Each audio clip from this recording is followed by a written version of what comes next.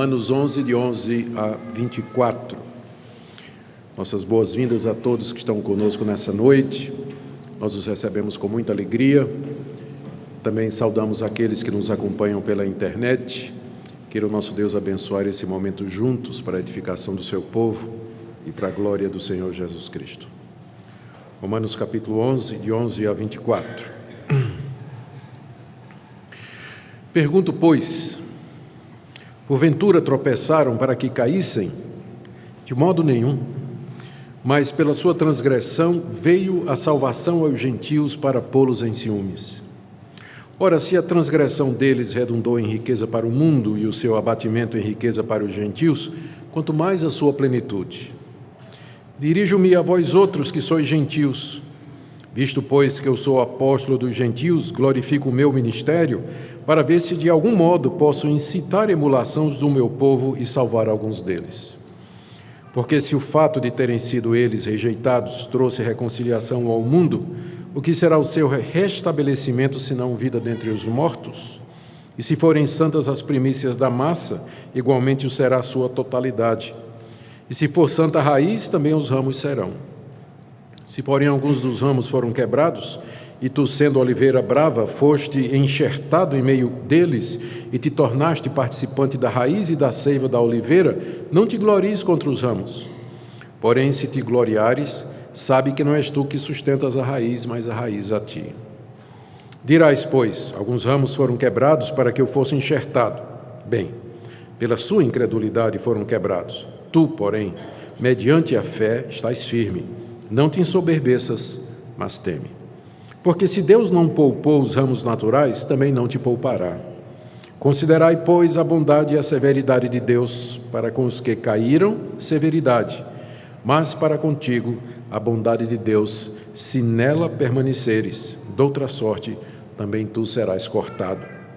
Eles também, se não permanecerem na incredulidade, serão enxertados, pois Deus é poderoso para os enxertar de novo. Pois se foste cortado daqui por natureza, era oliveira brava, e contra a natureza enxertado em boa oliveira, quanto mais não serão enxertados na sua própria oliveira aqueles que são ramos naturais. Tem aqui a leitura da Escritura. Vamos pedir, queridos, a iluminação do Espírito Santo nesse instante. Sim, Pai, sem a ajuda do Teu Espírito Santo, nós não poderemos compreender o significado dessas palavras e a aplicação delas para nós. Pedimos, pois, que nos conduzas à medida que caminhamos por essa passagem, de tal forma que os olhos do nosso entendimento sejam iluminados pela verdade e, especialmente, que o nosso coração seja inclinado a fazer a Tua vontade e o Teu querer. É o que pedimos em nome de Jesus. Amém.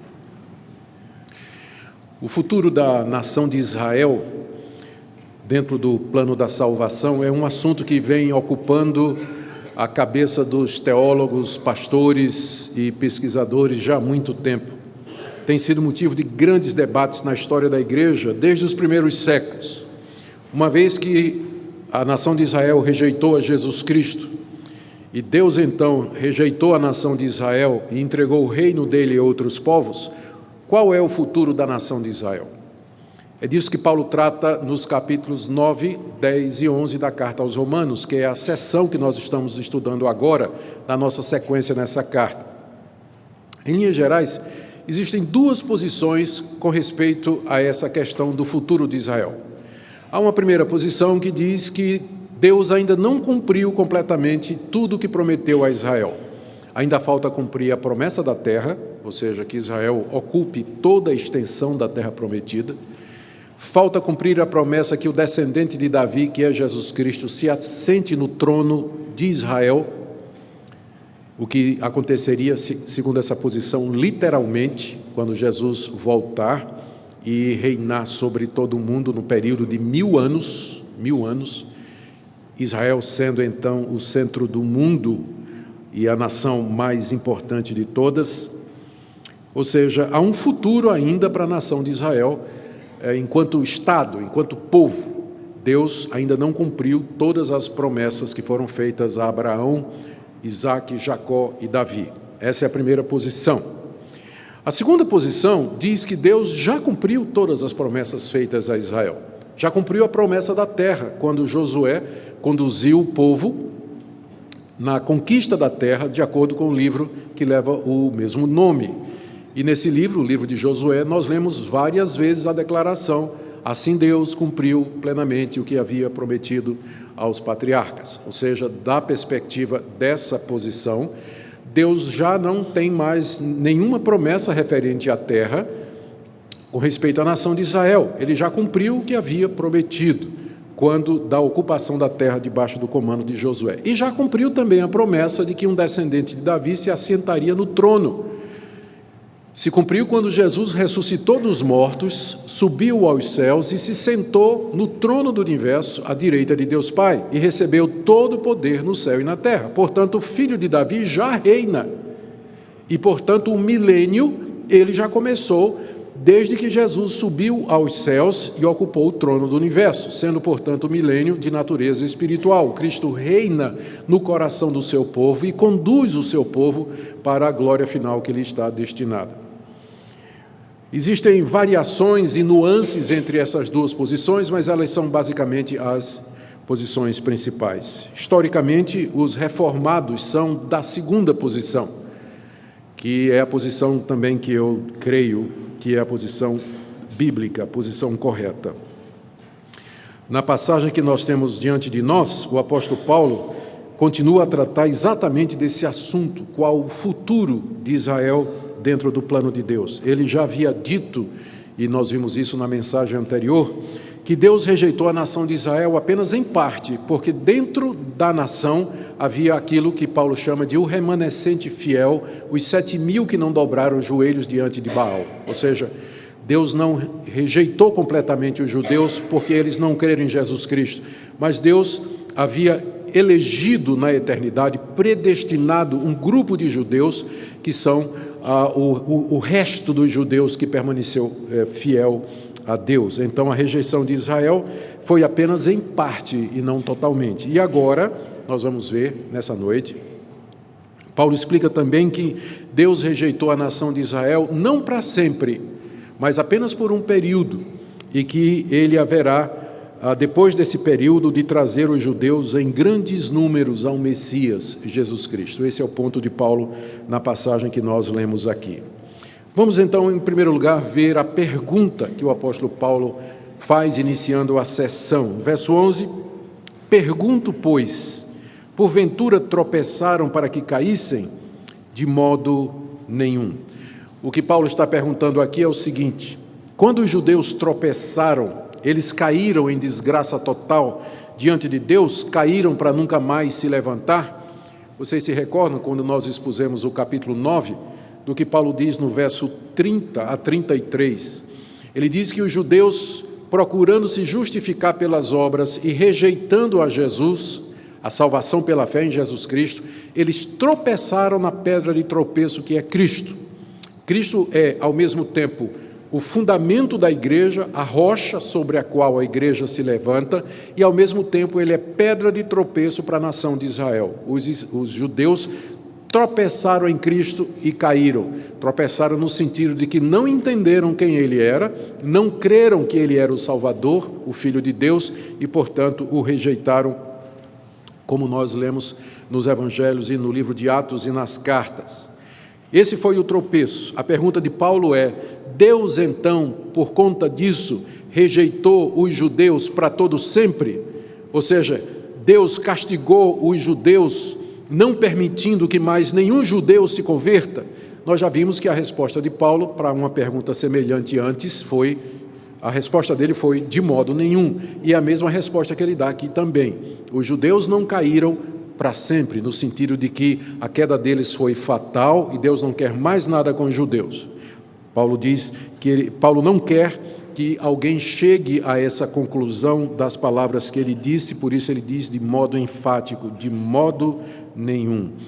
Ou seja, a queda dos judeus não é irreversível. A rejeição é apenas por um tempo. E Paulo, então, a partir daí, dessa pergunta que ele faz, ele mostra o plano de Deus para a nação de Israel em relação aos gentios. E é um plano maravilhoso. Eu não creio que haja em nenhum outro lugar das Escrituras a revelação desse plano como nós encontramos aqui. Aqui Paulo desvenda qual era o projeto de Deus na eternidade. E esse projeto segue um padrão de algumas etapas. O plano de Deus era a queda dos judeus, abrindo porta para a salvação dos gentios. Os gentios, ao se converterem, provocam ciúmes nos judeus, e os judeus então se convertem a Jesus Cristo. Esse era o plano de Deus na eternidade, plano que Paulo revela aqui, mostrando então que Deus tinha um propósito com a queda de Israel, o endurecimento dos judeus e a incredulidade deles, e que o alvo final de Deus é a conversão da nação de Israel ao Messias Jesus Cristo. Vamos ver então esse ensinamento a partir do verso 11 até o verso 24. Paulo aqui tem três pontos que eu quero ver com vocês. O primeiro deles está aí no verso 11 a 24, onde Paulo vai ensinar que a queda dos judeus, a incredulidade dos judeus, serviu de salvação para os gentios. Depois, no verso 13 a 16, Paulo ensina que os judeus, depois do tempo decorrido, marcado por Deus, eles serão restabelecidos, ou seja, eles se converterão ao Messias. E o terceiro ponto é que os cristãos, os gentios, aqueles não-judeus que se converteram a Jesus Cristo, não deveriam se vangloriar contra os judeus, verso 17 a verso 21, e depois nós faremos algumas aplicações práticas para nós. Vamos começar então com o que Paulo ensina, em primeiro lugar, sobre a queda dos judeus, trazendo salvação para os gentios. Está aí do final do verso 11 até o verso 12. Pela sua transgressão dos judeus, a transgressão aqui é a incredulidade com relação a Jesus. Pela transgressão dos judeus, veio a salvação dos gentios. O melhor comentário para isso que Paulo está dizendo aqui, que pela transgressão dos judeus veio a salvação dos gentios, os não-judeus, é a parábola que Jesus contou dos lavradores maus, que está em Mateus 21. A partir do verso 33, eu quero convidar você a abrir sua Bíblia e seguir a leitura. Jesus contou essa parábola em Jerusalém, naquela última semana de vida dele, antes da sua traição e crucificação, quando ele percebeu a hostilidade e a rejeição da nação de Israel para com ele, particularmente dos líderes, dos sacerdotes, dos escribas e dos fariseus.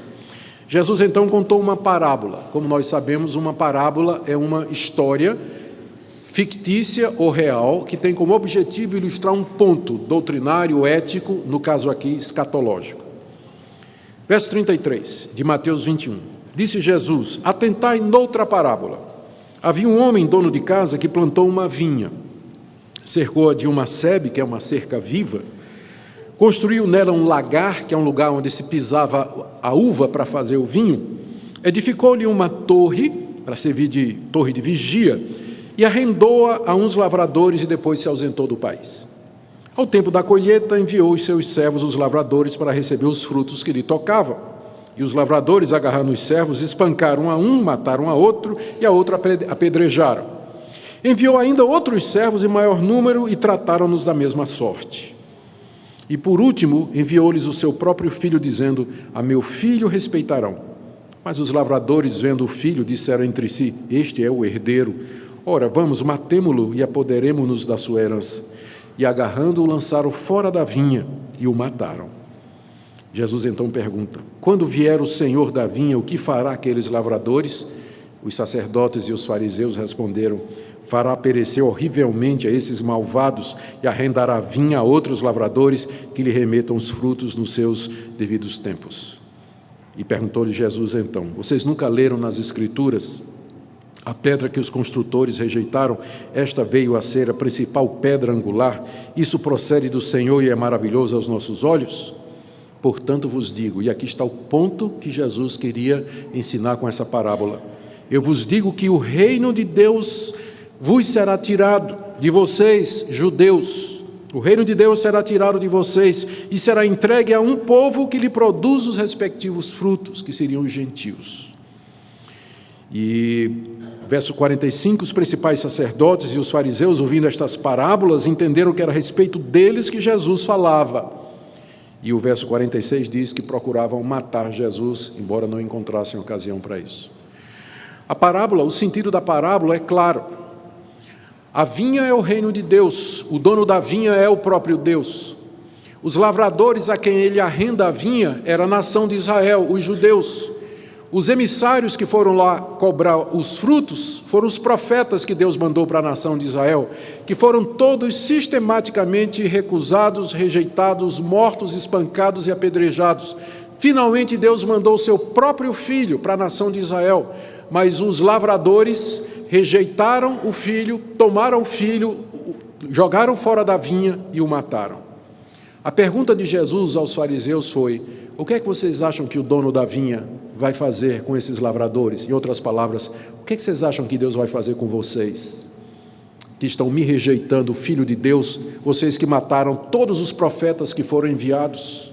O que é que vocês acham que Deus vai fazer? E eles, sem entender o que é que Jesus estava dizendo, pronunciaram o próprio veredito, dizendo: não, quando o dono da vinha vier, ele vai fazer perecer horrivelmente a esses malvados. Eles pronunciaram a sua própria sentença, sem saber.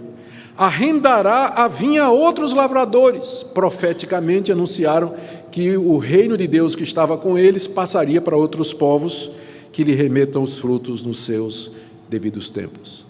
E foi exatamente isso que aconteceu. 30 anos depois que Jesus disse essas palavras, as legiões romanas invadiram Jerusalém, cercaram a cidade. Depois de um cerco prolongado e difícil, eles entraram na cidade, mataram milhares de judeus, destruíram o templo, levaram os judeus cativos e os espalharam por toda a terra até o dia de hoje, cumprindo aquilo que Jesus disse: o dono da vinha virá e fará perecer horrivelmente esses malvados. E o reino de Deus então foi para os gentios. Deus tirou dos judeus e entregou aos gentios. Gentios são aqueles que não são judeus, brasileiros como vocês e como eu. Nós somos gentios. Se hoje nós estamos no reino de Deus, é por conta da transgressão de Israel, como Paulo diz aqui, voltando agora para o capítulo 11 de Romanos, no verso 11, na sua parte final: pela sua transgressão veio a salvação aos gentios. Se hoje nós cremos, se hoje temos a graça de ser salvos, é porque isso aconteceu. Notemos alguns pontos importantes aqui. O primeiro deles é que isso que nós acabamos de ver não significa que a igreja composta de gentios era um plano B de Deus. Deus tinha guardado na manga para uma emergência. Muitos de vocês que estão aqui vieram de igrejas onde isso é ensinado, que o plano de Deus era que Israel cresce em Jesus e que o milênio começasse com a vinda de Jesus Cristo logo na sua primeira vez. Mas os judeus rejeitaram a Jesus usando o livre-arbítrio. Nós não queremos Jesus. E Deus então tinha um plano B. Para a emergência, Deus tinha um plano. O plano de emergencial era a igreja cristã. Então Deus separa Israel e agora está lidando com os gentios. Portanto, dois povos. E quando acabar o tempo de lidar com a nação, de lidar com os gentios, Deus vai restaurar a nação de Israel como Ele queria que tivesse acontecido na primeira vinda de Cristo. Então você já deve ter ouvido isso. Alguns de vocês vêm de igrejas onde isso é ensinado, chamado dispensacionalismo. Mas aqui a passagem não está de forma nenhuma dizendo isso. Na verdade, o que Paulo ensina, e é só nós vermos textos aqui do capítulo 10, especialmente final do capítulo 10, Paulo cita Isaías, os Salmos e Moisés para dizer que desde a eternidade Deus já tinha planejado assim, que Deus, quando elegeu e predestinou aqueles que Ele quis para a salvação, Ele fez não somente entre os judeus, mas também de entre os gentios. Então a igreja não é um acidente. A entrada dos gentios na igreja não é um acidente, mas faz parte do plano eterno de Deus. E como parte desse plano, essa entrada dos gentios na igreja vem com o objetivo de provocar os judeus Como Paulo diz aqui no final do verso 11, para pô-los em ciúmes, para colocá-los com ciúme, do tipo assim, os judeus vendo a grande quantidade de não-judeus, gentios, que estão crendo no Messias e recebendo o Messias, vai chegar um tempo que eles vão dizer assim, mas espera aí, Jesus é judeu, né? Jesus é o nosso Messias e ele está sendo aceito pelos que não são judeus e nós que somos judeus estamos aqui rejeitando, e eles se converterão em massa a Jesus Cristo. Isso através do ciúme, através da emulação, como Paulo nos ensina aqui. Esse é o plano de Deus. O resultado disso é o que Paulo chama de a plenitude dos judeus.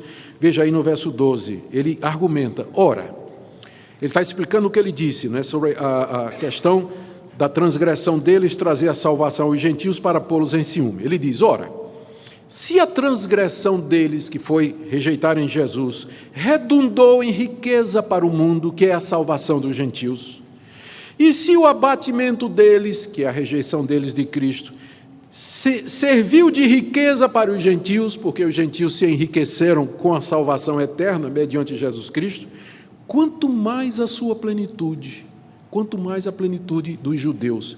O que ele está dizendo é o seguinte, se quando os judeus caíram, isso trouxe riqueza para o mundo, imagine quando eles se converterem em massa a Jesus Cristo. O que será a plenitude dos judeus? O que será? O que é que isso vai representar? É claro que Paulo aqui está na expectativa de que isso vai representar um momento glorioso na história da redenção. É por isso que ele chama da plenitude dos judeus, porque então Deus terá plenamente cumprido todo o seu propósito, Deus terá realizado plenamente todo o seu querer, a salvação chegará finalmente, terá alcançado finalmente não somente os gentios, mas também todos os judeus. Esse é o primeiro ponto do apóstolo Paulo aqui. Agora vamos para o segundo ponto. O primeiro é esse, que a queda dos judeus trouxe a salvação dos gentios. O segundo é que os judeus, então, haverão de ser restabelecidos, ou seja, a queda deles e a rejeição deles não é final. Haverá um tempo em que eles serão restabelecidos.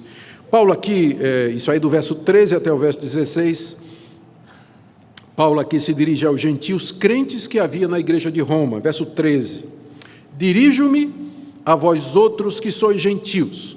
Na igreja de Roma havia judeus convertidos a Jesus Cristo e havia também não-judeus, romanos, gregos, gente de outros povos.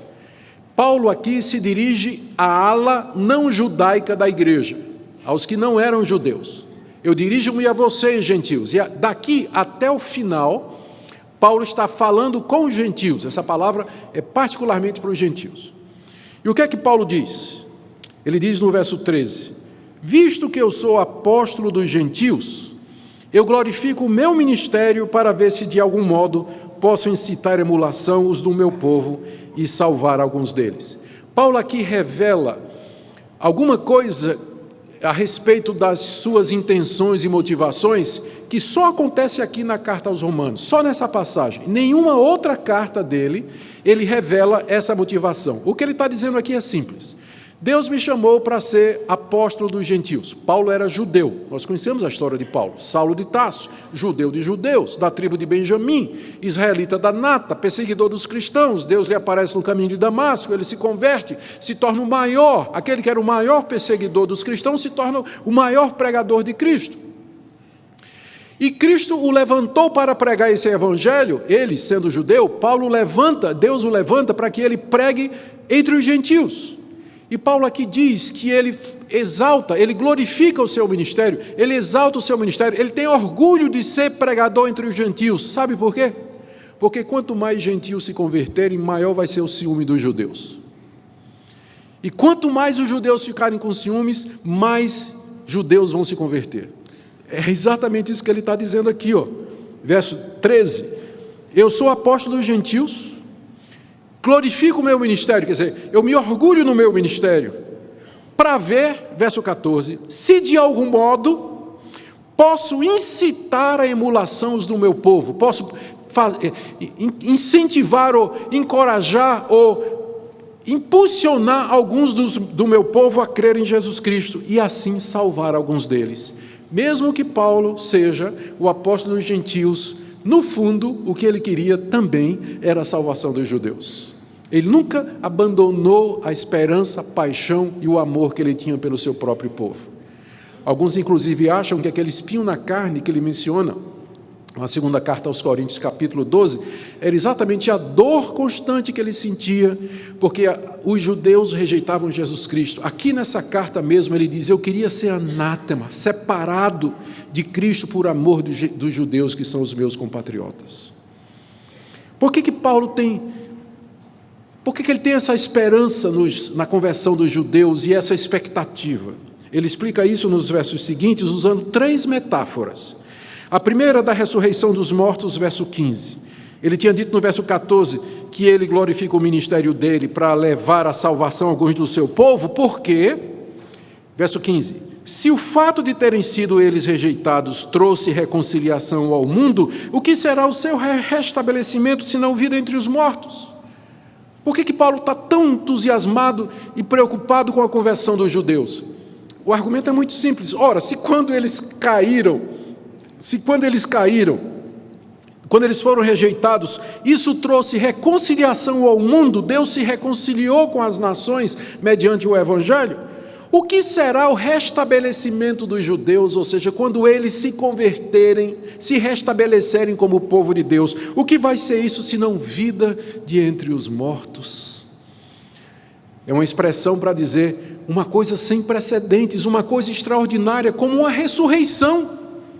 A conversão dos judeus no final vai ser como uma ressurreição, algo assim que ultrapassa o nosso entendimento. Por isso que Paulo está tão entusiasmado com essa perspectiva. Segunda coisa, por conta desse entusiasmo, no verso 16, ele usa agora a metáfora da massa. Se forem santas as primícias da massa, igualmente o será a sua totalidade. Massa aqui é massa de pão.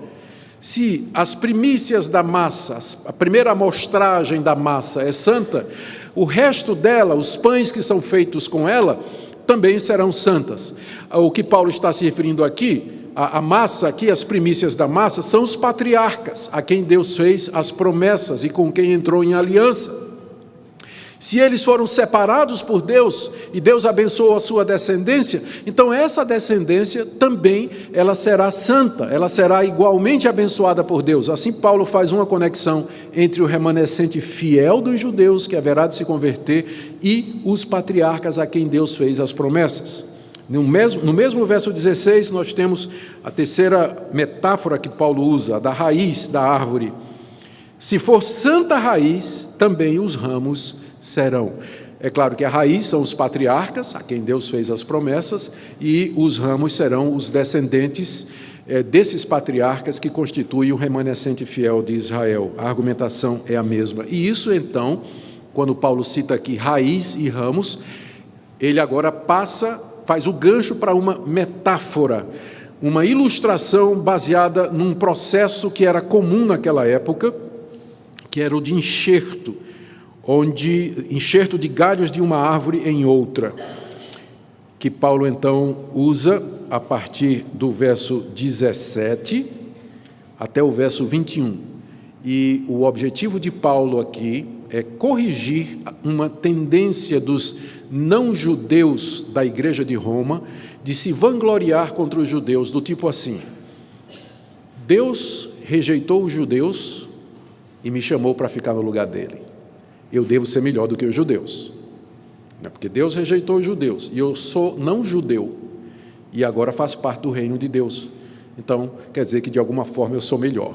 Então havia essa tendência dos não judeus cristãos de Roma de se gloriarem contra os judeus, e Paulo então corrige isso usando essa figura da árvore. Eu vou explicar aqui.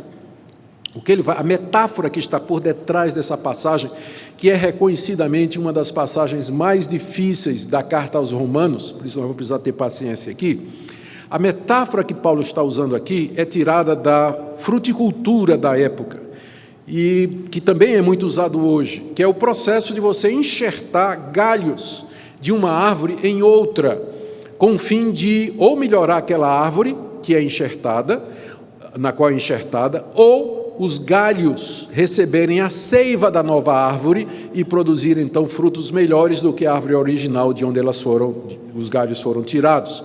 Esse processo de enxerto era conhecido naquela época e bem antes daquela época, e também é conhecido também nos dias de hoje. Paulo está esticando aqui um pouquinho essa metáfora, porque na fruticultura daquela época, ninguém pegava a oliveira brava, que era a oliveira selvagem, cujo fruto era imprestável, e enxertava galhos daquela oliveira brava numa oliveira cultivada, que produzia fruto bom. Né? Ninguém fazia isso. Mas é que Paulo não está preocupado com isso. Ele está pegando a metáfora, ele está estendendo os limites da metáfora, até porque ele vai dizer que esse processo aqui é um processo contra a natureza. Então, não vamos nos preocupar com os detalhes, mas apenas no que é que Paulo está dizendo aqui. O importante para nós aqui é identificar os elementos da metáfora que Paulo está usando. E não é difícil de fazer isso. A raiz são os patriarcas, a raiz da boa oliveira são os patriarcas, já vimos isso.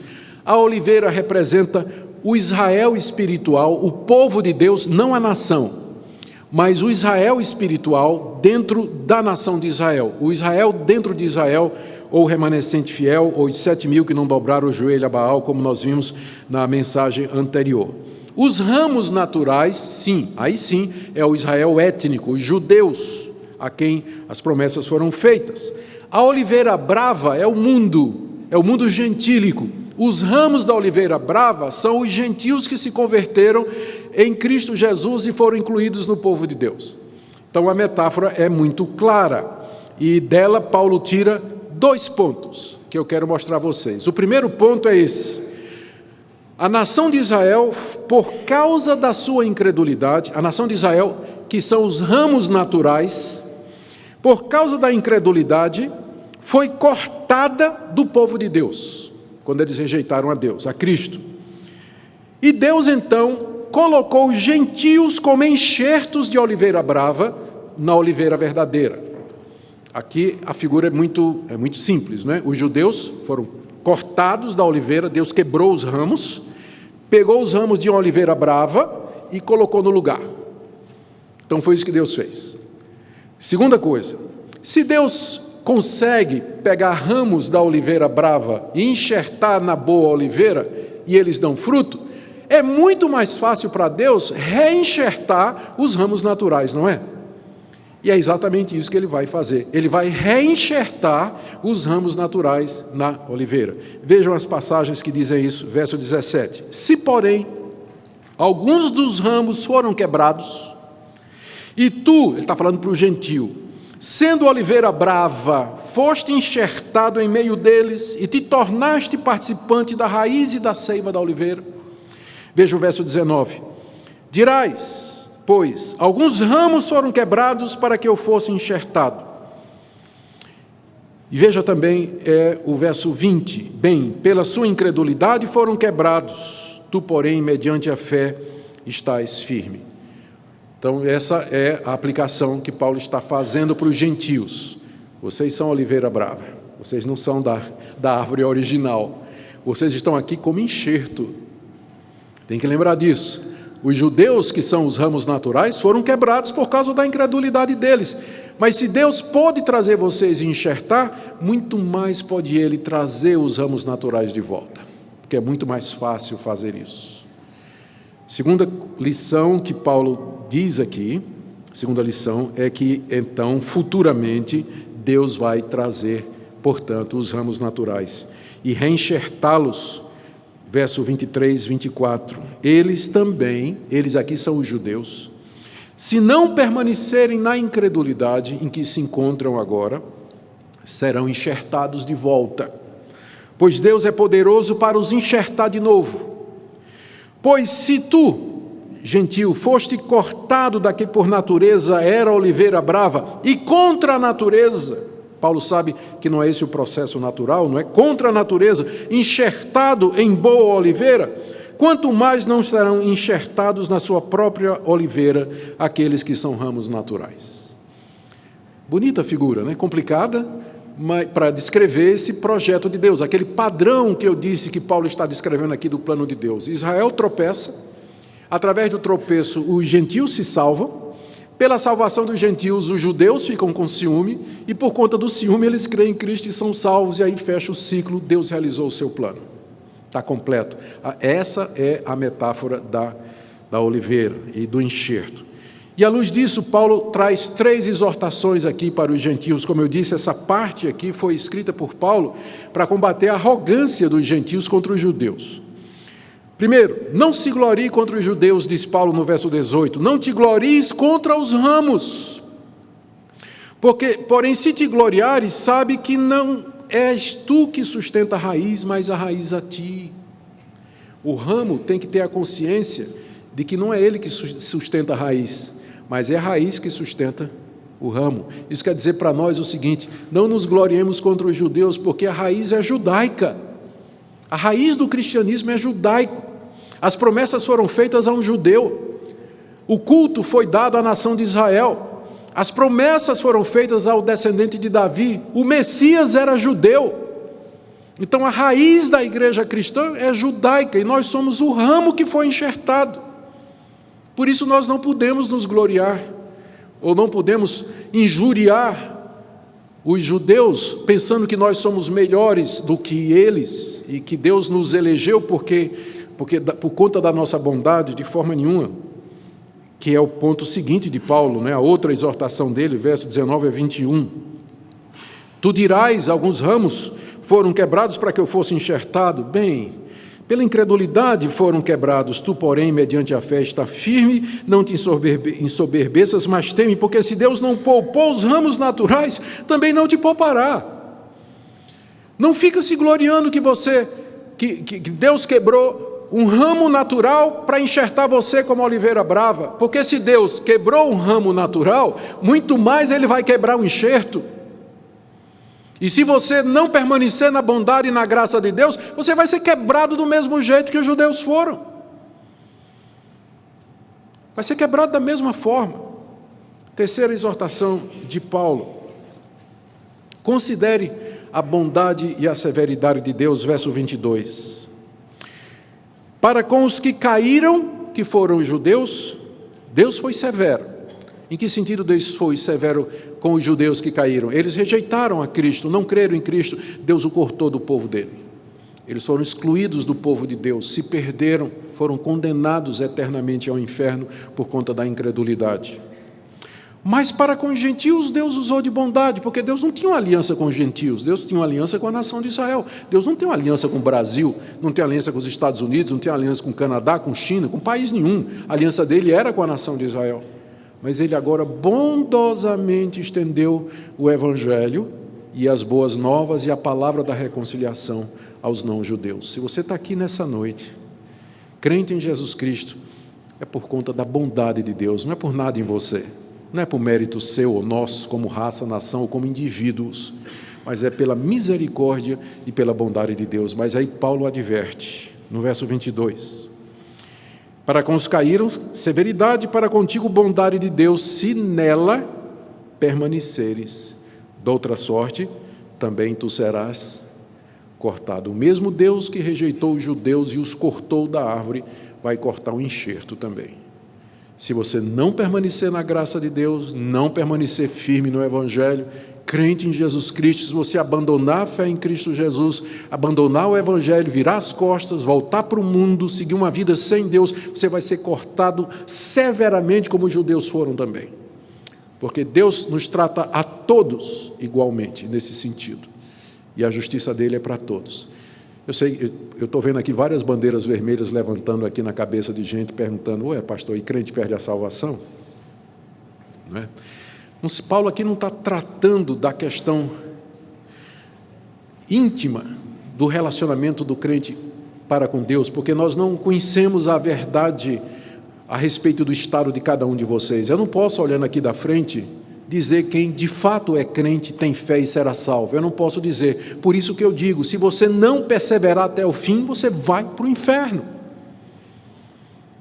Você vai para o inferno se você não perseverar até o fim. Se você é crente de verdade, você vai ouvir estas palavras e vai dizer, Deus, tenha misericórdia de mim, eu não quero isso. E você vai se agarrar ainda mais a Jesus Cristo. Mas o que não for apenas de aparência, cedo ou tarde ele vai embora. A apostasia dele vai se manifestar. Então, por isso que os autores bíblicos, e isso confunde às vezes as pessoas, os autores bíblicos, porque eles estão se dirigindo a congregações, eles não sabem o estado do coração de cada um, eles dizem, só se você perseverar até o fim é que você vai ser salvo. E se vocês abandonarem a Cristo, vocês vão para o inferno sim. E é por isso que Paulo diz aqui, se você não permanecer na bondade de Deus, você vai ser cortado da mesma forma que Deus cortou os judeus. O crente verdadeiro ouve isso e ele teme. E ele se apega a Deus mais ainda, e é dessa forma que Deus faz com que os seus eleitos perseverem. Através das exortações da palavra de Deus, Deus os mantém ali firmes e os guarda. Mas os que não são, eles se perderão pela sua própria culpa.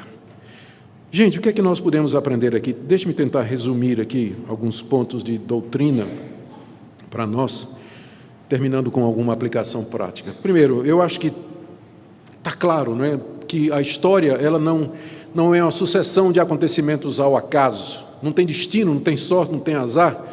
Né? É triste ver crente lendo horóscopo. Né?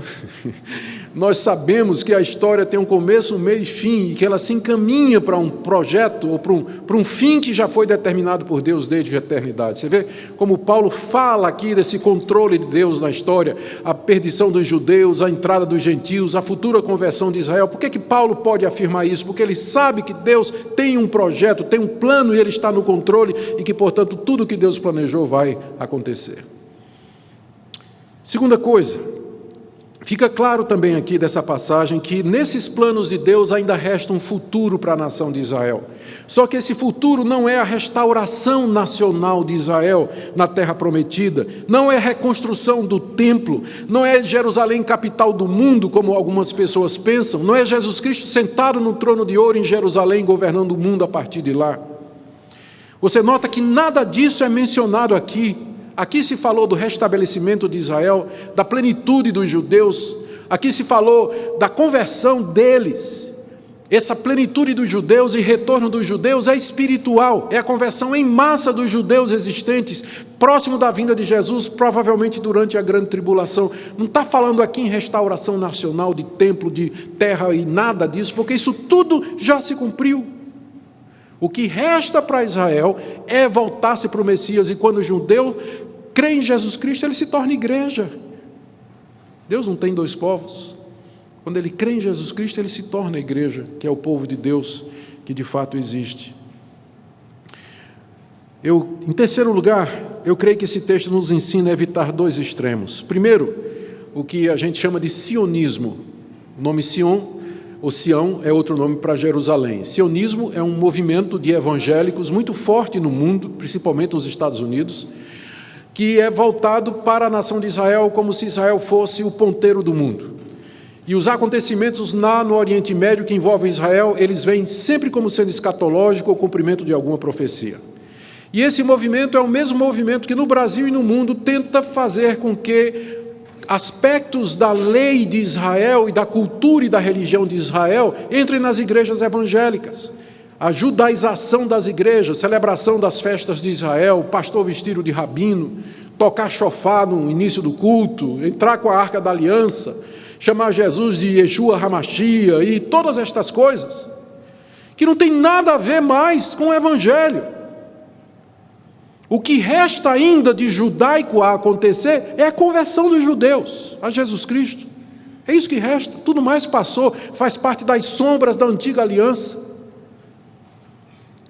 Mas o outro extremo também é o que eu vou chamar de judeufobia, que foi uma atitude que alguns reformadores e reformados têm, uma espécie de ódio contra os judeus, porque eles mataram Jesus Cristo, eles rejeitaram Jesus Cristo e são inimigos de todos os homens. Infelizmente, alguns dos reformadores tinham essa posição, poucos. O que se destaca nesse ponto é Lutero. Ainda assim, esse ponto é disputado, mas alguns dos escritos de Lutero parecem refletir uma mágoa e um ressentimento muito grande para com os judeus por conta daquilo que eles fizeram com o Senhor Jesus Cristo. Eu creio que a atitude de Paulo aqui é outra. Paulo reconhece a incredulidade dos judeus, chama de transgressão, diz que eles foram perdidos e rejeitados por Deus, mas ao mesmo tempo Paulo tem esperança, Paulo tem confiança, e ele está na expectativa de que Deus traga os judeus à fé no Messias prometido, como é o desejo de Deus no seu plano desde a eternidade. Trazendo isso para nós, que tipo de atitude então uma passagem como essa exige de nós? Que tipo de atitude essa passagem exige de nós? A primeira delas, sem dúvida, gratidão. Gratidão a Deus, porque eu e você nada mais somos do que enxertos de oliveira brava. Você vê como a Bíblia tem o dom de nos humilhar, não é? O que é que você é? Não, eu sou uma rosa linda. Não. Você é um enxerto de oliveira brava. É isso que você é. Um ramo de uma planta que não presta para nada.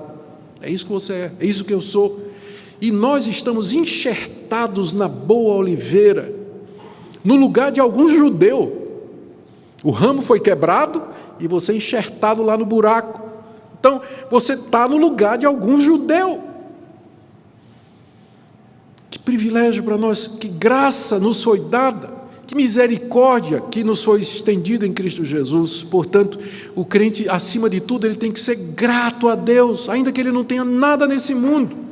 Ainda que ele aqui nesse mundo passe por provações, privações, não tenha uma vida difícil, apertada, problemas de saúde, problema financeiro, mas ele sempre deve ver o quadro maior. É para isso que a Bíblia ensina teologia e doutrina, para você ter o quadro maior e você dizer: eu posso ser o que for aqui nesse mundo, mas eu estou enxertado na boa árvore, eu sou parte do reino de Deus. Segunda coisa que nós devemos ter no coração é considerar a severidade de Deus. Tema a Deus, não somente seja grato e o ame, mas também tema, porque se ele não hesitou em quebrar o ramo natural, ele também não vai hesitar em quebrar o enxerto. Portanto, tema a Deus e ande nos caminhos dele. Talvez você precise se arrepender de alguns pecados, consertar sua vida, se reconciliar com Deus, entendendo esse grande privilégio que foi dado. Hoje é o dia da salvação. E por último, considere a fidelidade de Deus. Como Ele, tendo feito promessas e uma aliança, vai mantê-las até o fim. Esse é o nosso Deus, Deus fiel, que merece toda a nossa adoração. Talvez haja alguém aqui essa noite que ainda não é crente em Jesus Cristo. Eu quero dizer que na árvore tem lugar para mais um enxerto. Você pode vir. Venha em nome de Jesus, venha arrependido, venha reconhecido que você é um pecador, que você está perdido. E Deus nos convida em Cristo a fazermos parte do seu reino, experimentarmos a salvação futura. Oremos. Bendito Deus, toda honra, toda glória sejam dadas ao teu nome. Senhor, que plano maravilhoso, profundo, inescrutável, do qual conhecemos apenas em parte. Nós pedimos que a compreensão do teu projeto para a história nos leve à adoração humilde e grata diante de ti, a um temor reverente e sincero. Abençoa teu povo aqui reunido, em nome de Jesus. Amém.